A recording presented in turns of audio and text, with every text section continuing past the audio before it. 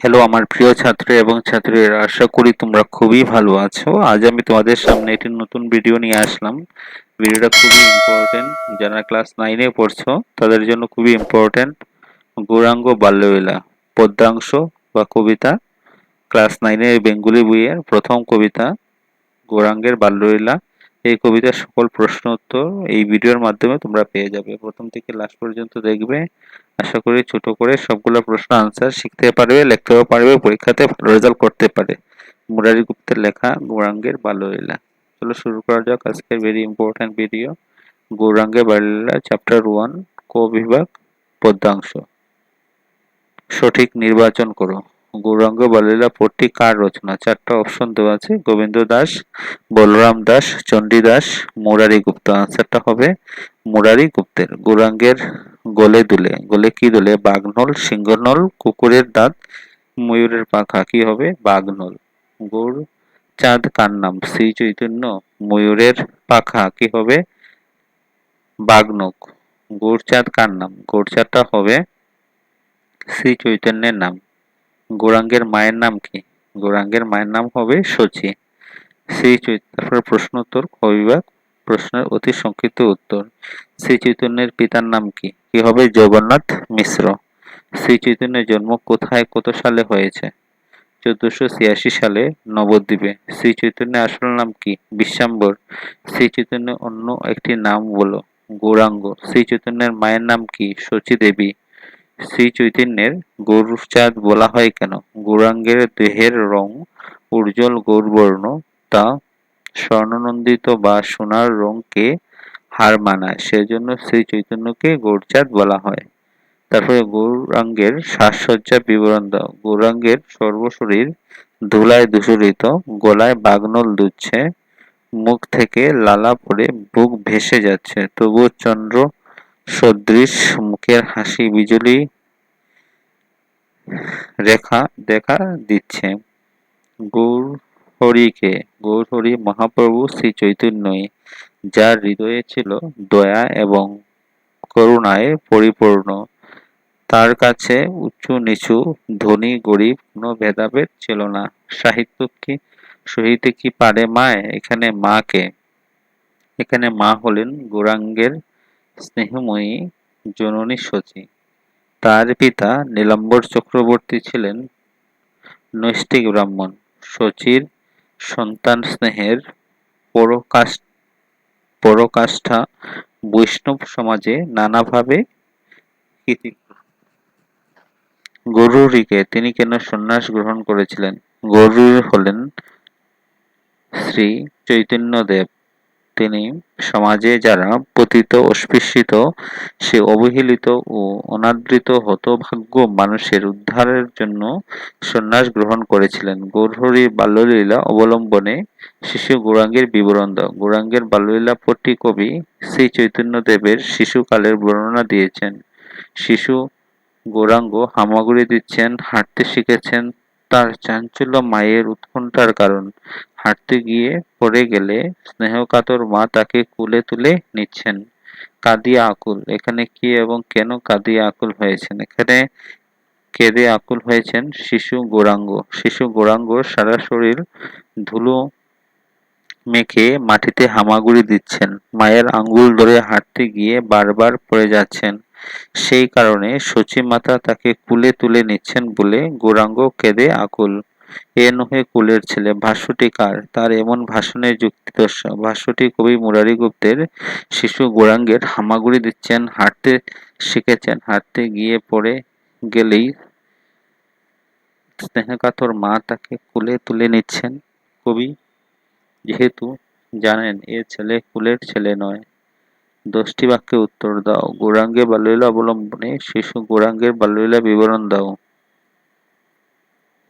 বৈষ্ণব কবি মুরারি গুপ্ত গৌরাঙ্গের বাল্যলীলা পাঠে গৌরাঙ্গের শৈশবের সুন্দর বর্ণনা দিয়েছেন। বর্ণনাগুলি সবই কাল্পনিক।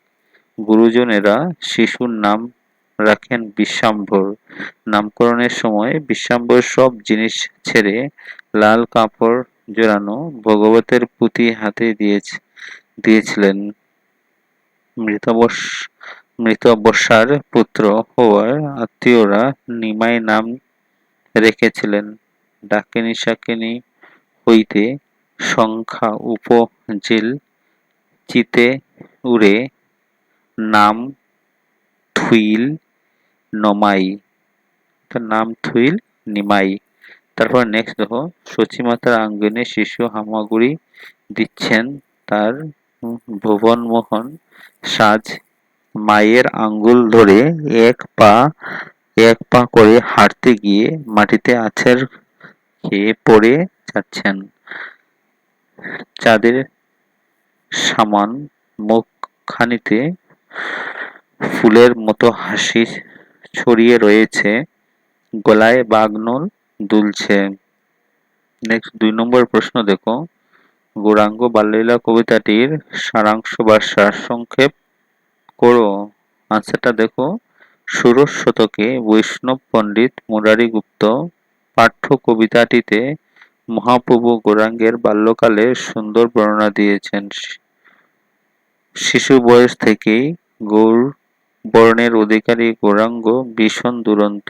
তার বাল্যলীলার কাহিনী বাংলা সাহিত্যের এই বিশাল স্থান জুড়ে আছে। সচিমাতার আঙ্গিনায় হামাগুড়ি দিচ্ছেন তিনি, ছোট ছোট পা ফেলে মায়ের আঙ্গুল ধরে হাঁটবার চেষ্টা করছেন।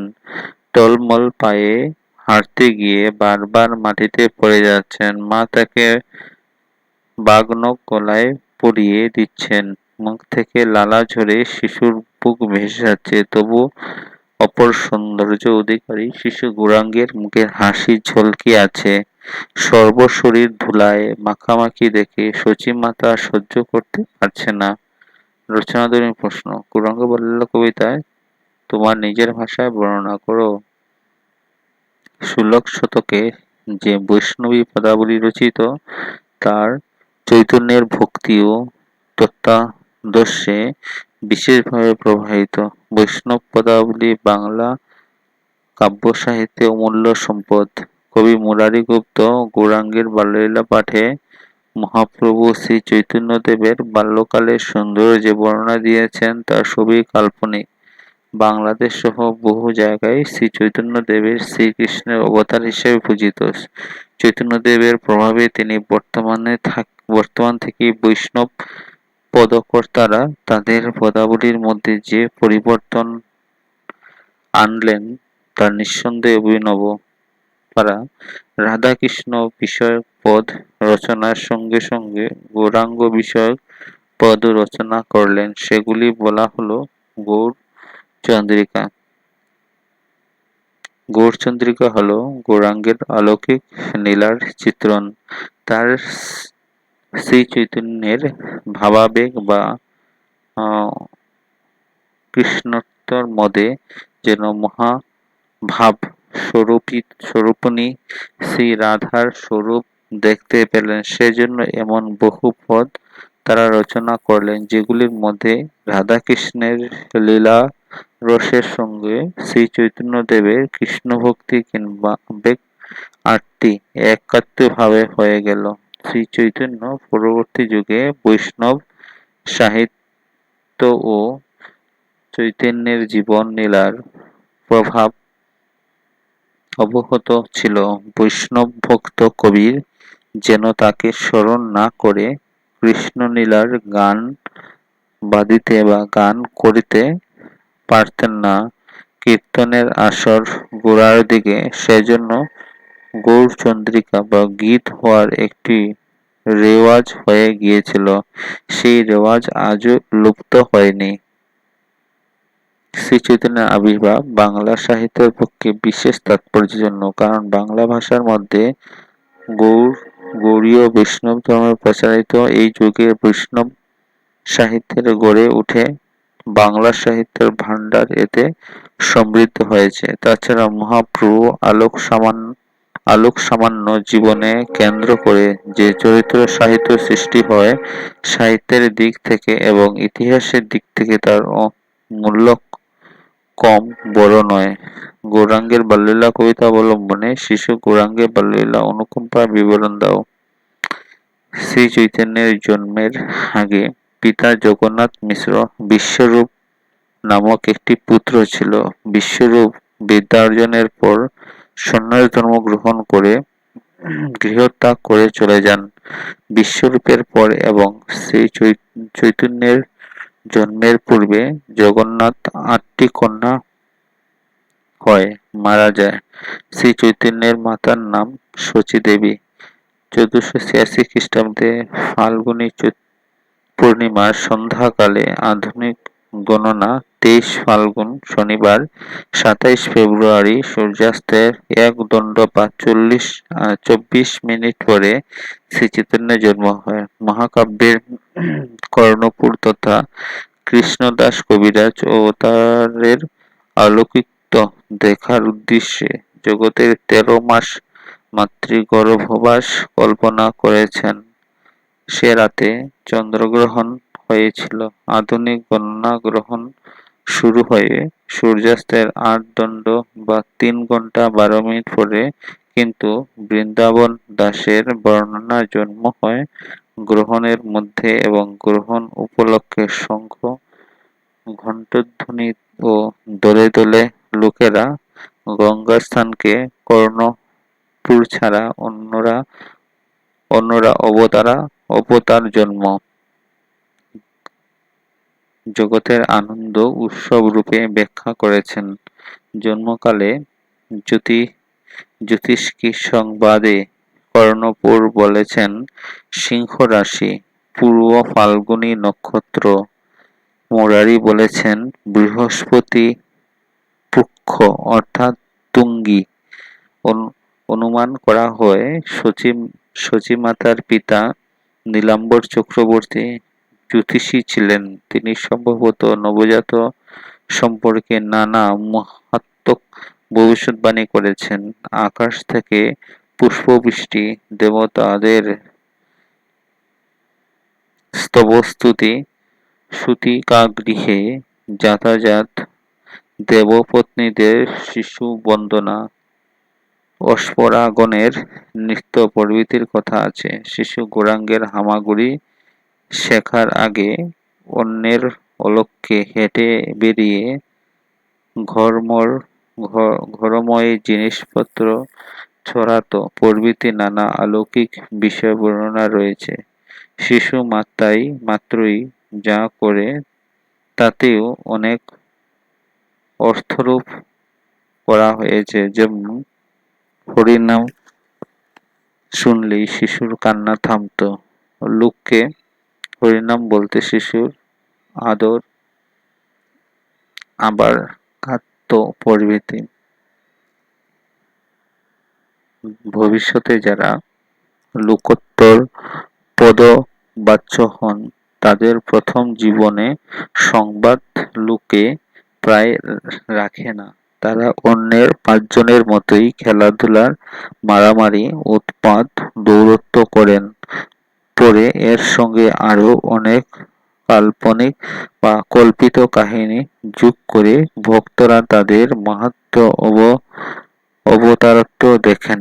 শিশু গৌরাঙ্গের হামাগুড়ি শেখলে ঘরময় বেরিয়ে সব জিনিস দেখে চাইতো। উঠানে বেড়াতে একটি সাপ ধরলে সাপ তার হাতে জড়িয়ে থাকলো। অন্য শিশুদের সঙ্গে হামাগুড়ি করলে মা ধরতে আসলে ক্রোধে হাঁড়ি-কুড়ি ভাঙতো। পরিত্যক্ত উচ্ছিষ্ট হাঁড়ি-কুড়ির উপর বসায় মা তিরস্কার করলে মাকে সকল বস্তু ঐক্য সম্বন্ধে বৈদান্তিক উপদেশ দেয়। সদ্য গাছ থেকে পড়া নারকেল কোথা থেকে যেন আনলো জিজ্ঞাসা করলে হুঙ্কার ছেড়ে নিষেধ করে। পায়ে নূপুর না থাকলেও শিশুর যাতায়াতে মাতা-পিতা শ্রীকৃষ্ণের নূপুরধ্বনি শুনতে পেতেন। পদচিহ্ন, জাঙ্ঘুস অঙ্কিত দেখতেন। নানা বাড়ি ঘুরে বেরিয়ে শিশু জিনিসপত্র ভাঙত। ধরা পড়লে ছাড়া পাবার জন্য মিনতি করত। শিশুর অলংকারে লোভে দুজন চোর তাকে ঘাড়ে নিয়ে যাচ্ছিল, কিন্তু শিশু গৌরাঙ্গ তাদের মন ভুলিয়ে তাদের ঘাড়ে চড়ে বাড়ি ফিরে আসে। এক তিথিয়ে ব্রাহ্মণ শাপক ভোজন বসে কৃষ্ণ স্মরণে অন্ন বিনোদন করছেন।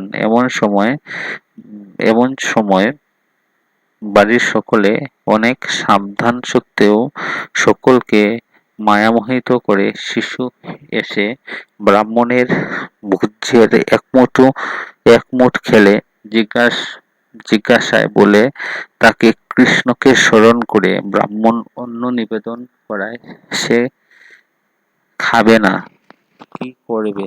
অপর দুই ব্রাহ্মণ একাদশী উপবাস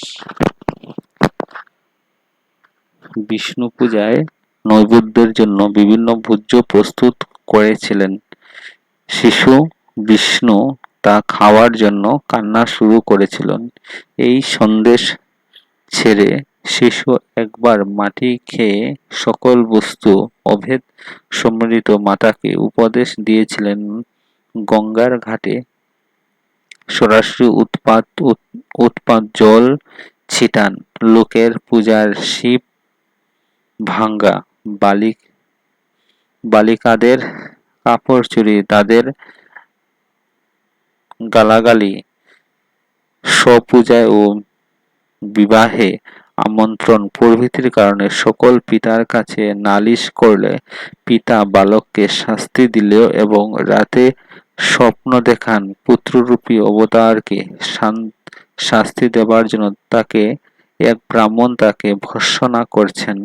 বালকের শিক্ষাগুরু রূপে বিষ্ণু, সুদর্শন ও গঙ্গাদাসের নাম বলা হয়েছে। গঙ্গাদাসের কাছে নিমাই ব্যাকরণ পাঠের কথা বেশি পাওয়া যায়। উত্তর জীবনে সর্বত্র গঙ্গাদাসই তার শিক্ষাগুরু বলে কথিত হয়েছে। সেকালে বালকরা হাতেখড়ি, বর্ণপরিচয়, নামতা প্রভৃতি সেরে সামান্য কিছু বাংলা লেখাপড়া, অঙ্ক শিখত। পাঠশালায় চাপলের জন্য নিমাই শিক্ষকের হাতে শাস্তি পাওয়ার কথা জানা যায়। অগ্রজ বিশ্বরূপের সঙ্গে নিমাইয়ের সম্বন্ধ ছিল গভীর।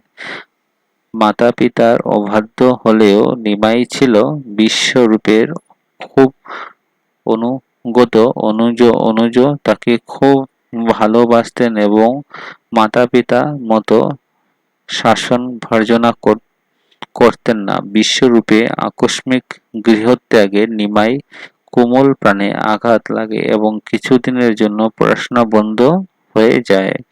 বিশ্বরূপ বিরহে পিতার বিশেষ মাতার পরিতাপও বালককে ব্যথিত করে। কিছুদিন পরে নিমাই স্বভাব চাপল্য আবার প্রকাশ পায়। তিনি একবার মাতাকে একাদশী উপবাস পালন করতে উপদেশ দিয়েছিলেন। মাতা ধর্মপরায়ণ হোক, এটাই তিনি চেয়েছিলেন। এই সময়ে প্রথম মৃগী ব্যাধি প্রকাশ পায়। অচেতন অবস্থায় কেটে গেলে তিনি নাকি বলেছিলেন আজ্ঞা অবস্থায় তিনি বিশ্বরূপে সাক্ষাৎ পেয়েছিল এবং বিশ্বরূপ তাকে সন্ন্যাস গ্রহণে আহ্বান করেছিলেন। এতে হয়তো তার গুণমানের বিশ্বরূপ মিলন ইচ্ছা ও বিশ্বরূপকে অনুকরণের ইচ্ছা সূচিত হয়। বাল্যকালে নিমাই পিতার মৃত্যু হয়। মাতা ও পরিজনের খেদ শোককে বালককে ব্যথিত করে। কিছুদিন পরে নিমাই নানারূপে চাঞ্চল্য আবার বেরিয়ে যায়। সহপাঠী ক্ষেপান ও ফাঁকি, জিজ্ঞাসা, তর্ক বিতর্ক, হয়কে নয়কে হয় করা, আত্মপ্রাধান্য স্থাপন প্রভৃতি নানা বর্ণনা। গঙ্গার ঘাটে হুড়োহুড়ি অনেক বর্ণনা আছে। পূর্ববঙ্গের ছেলে দেব বাঙ্গাল কথা বলে ক্ষেপান তার বিশেষ প্রিয় ছিল। তার বাচালতা ও পাকামিতে বয়োজ্যেষ্ঠরা অনেক বিরক্ত বোধ করতেন। যখন যখন ইচ্ছা মার কাছে তৎক্ষণাৎ না পেলেও তিনি ক্রুদ্ধ হয়ে উঠতেন। একবার লাঠি হাতে সব হাঁড়ি কলসি ভেঙে জিনিসপত্র ছুঁড়িয়ে উঠানে গড়াগড়ি দিয়ে অজ্ঞান হয়ে পড়েছিলেন। চেতনা হলে লজ্জাবোধ হয়েছিল। সন্ন্যাসী হবে গূঢ়হরি উক্তিটি কার? তার এমন ধারণার কারণ সবিস্তারে বিশ্লেষণ করো। উক্তিটি বৈষ্ণবী পণ্ডিত মুরারি গুপ্তের। পিতা জগন্নাথ মিশ্রের দুই পুত্র সন্তান বিশ্বরূপ ও বিশ্বম্ভর। বিশ্বম্ভরের ডাকনাম ছিল নিমাই। গৌরবর্ণের দেহকান্তির জন্য লোকে তাকে গৌরাঙ্গ বলে ডাকত। বিশ্বরূপ সন্ন্যাস গ্রহণ করেন তখন নিমাই পিতামাতার একমাত্র অবলম্বন। তিনি লেখাপড়ায় ছিল অসাধারণ। গঙ্গদাস পণ্ডিতের টুলে অধ্যয়নের সময় তিনি নানা শাস্ত্র পণ্ডিত হয়ে ওঠেন। পিতামাতার সেটাই হয় উৎকণ্ঠার কারণ, কেননা জ্যেষ্ঠ পুত্র বিশ্বকাপের মতো নিমাই যদি সন্ন্যাস হয়ে যায় তো দুর্ভাগ্যের শেষ থাকবে না। পিতার মৃত্যুর পর নিমাই পণ্ডিত টুলে অধ্যাপনা শুরু করেন। পণ্ডিত রূপে তার খ্যাতি চতুর্দিকে ছড়িয়ে পড়ে।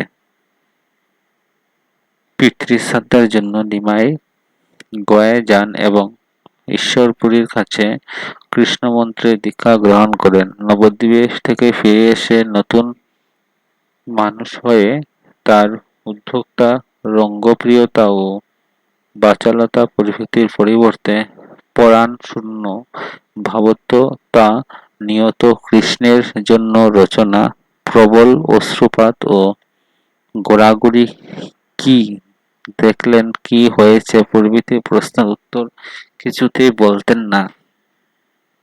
পাড়ায় লোকে বিস্মিত হয়ে অনেকে মনে করেন তিনি বলেছিলেন গয়া থেকে ফেরার পথে তামাল শ্যামল সুন্দর বালককে মূর্তিতে কৃষ্ণ হাসতে হাসতে তার কাছে এসে তাকে আলিঙ্গন করে কোথায় যেন পালালেন। নিমাই পাণ্ডিত্য অধ্যাপনা ছেড়ে দেন। ক্রিমমে রিভুর থাকতেন। কৃষ্ণ বিরহে কাতর হয়ে পড়েন। তার নেতৃত্বে নবদ্বীপে কৃষ্ণগানের মুখরিত হয়ে ওঠে। স্থানীয় শাসনকর্তা কাজী কীর্তন গান নিষিদ্ধ করে দেন, কিন্তু নিমাই পাণ্ডিত্য কাজীর আদেশ অমান্য করে সদলবলে কীর্তন গান গেয়ে নগর পরিক্রমণ করেন। তিনি শেষ পর্যন্ত কাজীর বাড়ি উপনীত হন। কাজী ভুল বুঝতে পেরে নিমাই পণ্ডিতের কাছে আশ্রয় নেন। তিনি কীর্তন গানের অনুমতি দেন। নিমাই পণ্ডিত ব্রাহ্মণ হয়ে মদ্যপ ও দুশ্চরিত্র জগাই মাধাইকে কৃপা করেন। তারা পরবর্তীতে হয়ে পরম ভগবত হয়ে পড়ে। গয়া থেকে ফিরে প্রায় 13 মাস কীর্তন লীলার পর 1510 খ্রিস্টাব্দে ফেব্রুয়ারিতে বা 1431 শক 19 মাস দিনে শনিবার পূর্ণিমা তিথিতে 23 বছর 11 মাস 6 দিন বয়সে নিমাই কাটুয়ার কেশব ভারতীর কাছে সন্ন্যাস ধর্ম দীক্ষা নেন। তার নামই হয় শ্রীকৃষ্ণ চৈতন্য। মনে হয় কিছুদিন আগে থেকেই সন্ন্যাস ও মা সম্বন্ধে চিন্তা তার মনে উদিত হতো। এই সময় তার গার্হস্থ্য জীবন প্রায় কিছুই ছিল না। শুক্লাশ্বর ব্রহ্মচারী নামক এক ভিক্ষাজীবী ব্রাহ্মণ নিমাইকে অবতার রূপে পূজা করতেন।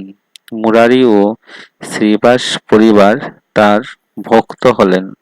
গদাধর ও নিমাইয়ের সহপাঠী সুকণ্ঠ মুকুন্দ দত্ত সর্বদাই নিমাইয়ের সঙ্গে থাকতেন। ভক্ত গৃহে পূজার ঘরে বিষ্ণুঘাট থেকে শাল গ্রামাদি বিগ্রহ সরিয়ে নিমাই তাতে বসলেন। তার আজ্ঞায় ভক্তরা তাকে অভিষেক করিয়ে ক্ষৌমবস্ত্র পরিয়ে পুষ্পচরণ দ্বারা পূজা করলেন। নিমাই তাদের মাথায় পা দিয়ে আশীর্বাদ বরদান প্রভৃতির পর নিজেকে ঈশ্বর ঘোষণা করলেন। ক্রমে আদিত্য, আচার্য, যবন, হরিদাস, নিত্যানন্দ, চট্টগ্রামের ধনী পুণ্ডরিক, বিদ্যানিক, বক্রেশ্বর পণ্ডিত প্রভৃতি ভক্ত দলে দলে যোগ দিলেন। ভক্তগণের সাথে নিমাই কখনো নিজ গৃহে, কখনো মেষশা চন্দ্রশেখর আচার্য এবং পরে নিয়মিতই শ্রীবাসের গৃহে কীর্তন ও নৃত্যগীত আরম্ভ করলেন। কখনো সারা রাত, কখনো সারা দিন এই উৎসব চলত। নানা রূপে বাদ্য, ঘন ঘন হুঙ্কার, চিৎকার, রুদন, মাটিতে পড়ে আছাড়, ছটফট, পুলক ও মোছা প্রভৃতি বহু বর্ণনা আছে। নিমাই মালা, অলঙ্কার ও বিচিত্র রেখে সজ্জিত হয়ে চন্দন লেপন করে পায়ে আলতা ও নূপুর ও হাতে বলয়ে পরে গদাধর প্রভৃতির কাঁধে হাত দিয়ে মৃদঙ্গ, মন্দির, করতাল প্রভৃতি সহযোগে পদনিঃশ্বাসে চৈতন্য নৃত্য করতেন। নিমাই সকলের প্রমাণ করতেন। শান্তিপুরে কিছুদিন বাস করার পর মায়ের অনুমতি নিয়ে নীলাচলে চলে যান।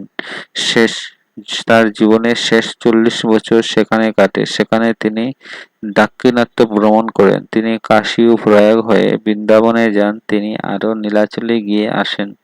তার জীবনে 2 বছর কাটে ভ্রমণের মধ্য দিয়ে। জীবনের শেষ 8 বছর তার একটানা নীলাচলে কাটে। এই সময় বিরহ লীলার মধ্যে দিয়ে তার দিন কাটত। পুরোপুরি রাজা প্রতাপরুদ্র তার আশ্রয় গ্রহণ করেন। দাক্ষিণাত্য ভ্রমণকালে প্রতাপরুদ্র উচ্চপদস্থ কর্মচারী পরম ভগবত পণ্ডিত রামানন্দের সঙ্গে তার সাক্ষাৎ হয়। চৈতন্য তার মধ্যে সাধ্য সাধনা তত্ত্ব, কৃষ্ণ তত্ত্ব, রাধা তত্ত্ব, প্রেম তত্ত্ব প্রকাশ করেন। শ্রী চৈতন্য যুগল জন্মগ্রহণ করেছিলেন যে যুগে বাঙালি সমাজ ব্রাহ্মণ ধর্মের উগ্র গোঁড়ামিতে, মুসলিমের আদব কায়দায় এবং তান্ত্রিক অনাচারে নীতিভ্রষ্ট হয়ে পড়েছিল।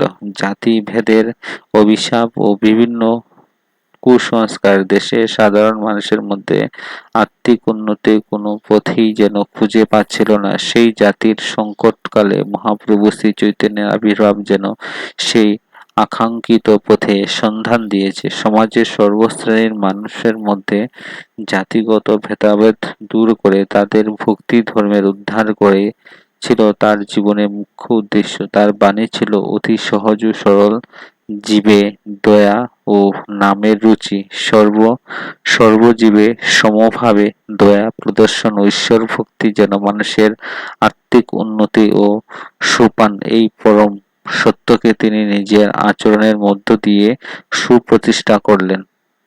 1455 খ্রিস্টাব্দ থেকে 1533 খ্রিস্টাব্দে শ্রী চৈতন্য মহাপ্রভুর মৃত্যু হয়। তার মৃত্যু সম্পর্কিত নানা কাহিনী প্রচলিত আছে। কারোর মতে তিনি গোপীনাথ বিগ্রহের সঙ্গে, আবার কারোর মতে তিনি জগন্নাথ দেবের বিগ্রহের সঙ্গে বিলীন হয়ে যান, আবার কারোর মতে রথের দিন নিত্যকালে পায়ের ইট বিদ্ধ হয়ে তা থেকে তার মৃত্যু হয়। শুদ্ধ আনসার: বাল্যকালে গৌরাঙ্গের সিংহের নখ গলায় পড়তেন। অশুদ্ধ এটা কি হবে? হাসিয়া মরিয়া শচীর কুলে চড়লেন। অশুদ্ধ। শূন্যস্থান পূরণ। সর্ব গায়ে সহিতে পারে কি মায়, ধুলি মাখা। তারপরে হাসিয়া দেশ বুলে এ নহে কুলের ছেলে, হাসিয়া মুরারি বুলে। তারপরে নেক্সট দেখো, শচীর দেশ মাঝে মোহনমুখ সাজে, শচীর আঙ্গিনার মাঝে। আঙ্গিনা বা অদ্ভুত শব্দ, শব্দের আঙ্গিনা থেকে এসেছে। 5টি শব্দ কি কি আছে? রাত, তামা, লুহা। কবিতা ক্রিয়াপদ, ক্রিয়াপদ বিশেষ কমন না, একটু পড়ে নেবে। পুল্লিঙ্গ স্ত্রীলিঙ্গ এগুলো পড়ে নেবে একটু। ভিডিওটা ভালো লাগে থাকলে একটা লাইক করে দেবে, সবার সাথে ভিডিওটাকে শেয়ার করে দেবে, চ্যানেলটা নতুন